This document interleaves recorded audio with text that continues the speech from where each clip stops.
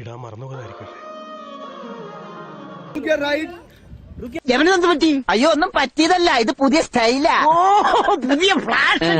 ഇപ്പോഴത്തെ പിള്ളേരുടെ ഓരോരോ കാര്യങ്ങള് കൊള്ളാവിടെ. ഞാൻ ഒളിഞ്ഞു നോക്കി മുതലാളിയുടെ മോളുടെ സംഭവങ്ങളെല്ലാം കണ്ടു. ഞാൻ നോക്കട്ടെ. ഞാൻ നോക്കട്ടെ. ഈ എക്യുപ്മെന്റ് എന്റെയാ. അപ്പൊ നീ തുണിയിലാകുന്നതാ. പക്ഷെ കുഴപ്പമൊന്നും ഉണ്ടായില്ല, ഒരു മിന്നായം പോലെ കണ്ടു കാണും അല്ലേ? ഒരു ജെറ്റ് വിമാനം പോകുന്നുണ്ട്. ജെറ്റ് വിമാനം ഇവിടെ ഓല ഇടക്കട നോക്ക്.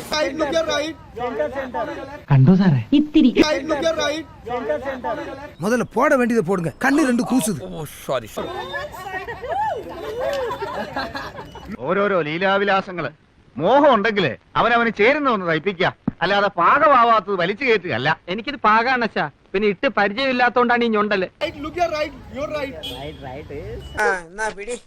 ഇതെന്താ കഴിക്കാനുള്ളതാ? അല്ല അതെ, നിന്റെ നാണം മറയ്ക്കാനുള്ളതാ. ഇതേ പാകമാകുമെന്ന് തോന്നുന്നില്ല, ഒന്നുകൂടെ അഴിച്ച് തയ്ക്കേണ്ടി വരും.